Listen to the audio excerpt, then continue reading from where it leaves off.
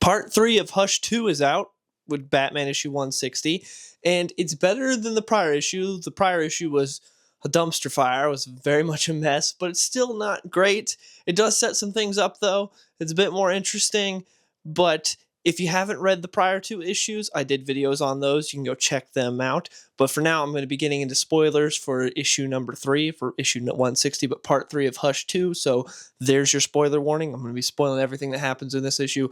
So this issue takes place where the last one, it opens up where the last one left off, where Batman is just waking up from getting knocked out from Red Hood. He checks his security cam, see what happens. He sees that Hush was in the Batcave, and while Batman's unconscious, him and Jason are talking, and Jason's like, all right, time to kill Joker, because there's nothing stopping me now. And then Hush is like, no, you can't kill Joker. That's, we need to leave him alive, so that way everyone can see the choice he made. The choice he made to save Joker, but not to save you when he had the chance. He didn't try to save Robin, but he tried to save Joker. We gotta let them know the type of person he is. And Jason's just fed up with Hush. I like this. He's not really Hush's lackey. He hates Hush. He whips him with the pistol. He's very upset with him. He just can't stand this guy. He doesn't like the way he talks, because when he's there, he's still, he's speaking with a hush. He's whispering. He's like, why are you whispering? We're the only 2 people here. Batman's unconscious. What are you doing? And it's great. And then we find out why Jason is working with Hush, which is that Jason's brain is deteriorating. It seems that the Lazarus Pit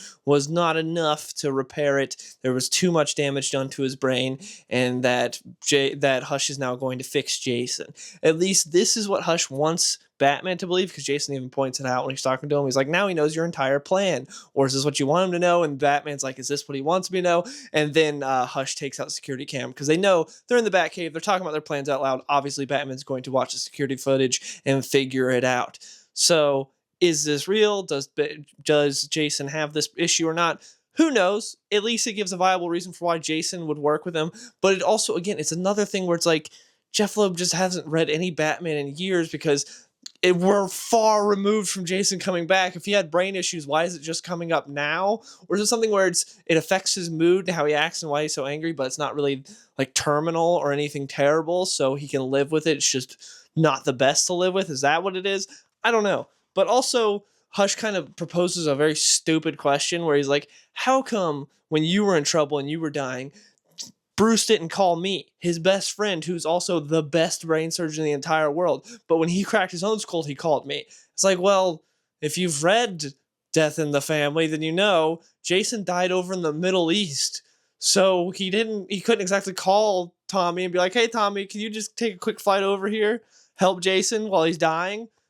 Didn't have the time for that. Jason died. There's nothing you could have done, so that was pretty stupid and not a very good gotcha from Hush. Then we see that Hush leaves a little video message for Jim Gordon showing that Batman did choose to save the Joker, and that video message then explodes in his face. So Jim Gordon's not in a good way. Of course, you have a big Batman story, Jim Gordon has to get attacked. The poor man can never be safe. And then we cut to what we saw last issue, which was Dick Grayson and Barbara Gordon talking to Riddler, and Riddler's like, he wants you guys to split up. He wants you to go your separate ways. You guys need to stick together.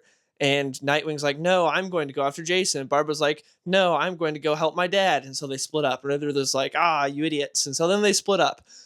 Nightwing goes and fights Jason. He finds where he's at. He's at a lighthouse. He's got Joker there, which it does seem really weird that why would Hush trust Jason with Joker? He already tried to kill him once. He knows he's got brain issues and is prone to violence. Why is he trusting him to look after Joker? That seems really stupid. That seems really dumb of Hush to be like, oh yeah, you can I trust you now. You had this one outburst. I know you've got horrific brain trauma. You'll be all right to watch Joker. Doesn't make a whole lot of sense in my book, but what do I know? Jason and Dick have a little fight, and then Joker wakes up, grabs both pistols, looks absolutely jacked, and it points them at Jason Nightwing. And he's got him under control now. He's got him at gunpoint. So that's where we leave off of that part, where Dick and Jason are at gunpoint from Joker, because he's recovered now after being almost dead over the course of this series. He's now fine and able to operate guns, and he's all right. And yeah, anyways, then we go to Batman, who's going to Wayne Tower, because also Batman's priorities seem really not in the right area. So after he wakes up from getting knocked out by Jason, instead of being like, I need to find where Jason and the Joker are, he picks up a scalpel that Hush had left behind. It's made of Damascus steel, which is very specific metal that his dad had used for all his scalpel. He's like, I know that Hush left this more for me on purpose. So instead of being like, I'm gonna ignore that and try to find Jason and Joker, he decides to investigate the scalpel. He goes to Wayne Tower and he talks to a lady there, and he's like, can you tell me about the scalpel? The lady turns out she's working for Hush. She's got these like metal abilities, and her name's Damascus on the little, like, at her secretary nameplate says Damascus, and they fight for a little bit, and then the dude from the first issue that could use his voice to hurt people, the guy that like incapacitated Joker in the first issue, he shows up. Him and Batman start fighting. There's a hilarious panel where it looks like Batman's punching him straight in the dick, and Batman goes, "Ah, oh, he's so hard." So that was pretty funny. But something that I did like here is these two people, these two metahumans, are metas that were created by Hush. And I'm like, that's cool. I like that Hush is using his surgical abilities, because Batman the whole time is talking like, and well, they even tell him like Tommy used his abilities to implant things to like give these people metahuman abilities. And it's like, oh, I like that. I like that Hush is using his surgical skills to make his own minions. I think that makes sense. I think that's cool. I like when Hush uses it for his incredible skills for things like that. Like in Heart of Hush, when Paul Dini had him just cut Catwoman's heart out. It's like, that's cool. He's a surgeon, so have him do crazy surgeon things. So I like that he's creating his own metas to help him take down Batman. That's cool. Then out of nowhere, Bane shows up and starts fighting this big guy, the big guy with the voice. It's really weird. Bane shows up with Damian, I should say. Damian brings him. It's like, sick 'em, Bane. And there's a hilarious panel where they're all fighting and they're all in like really goofy, stupid poses. I don't know why Jim Lee drew him like that. The rest of the issue looks really good.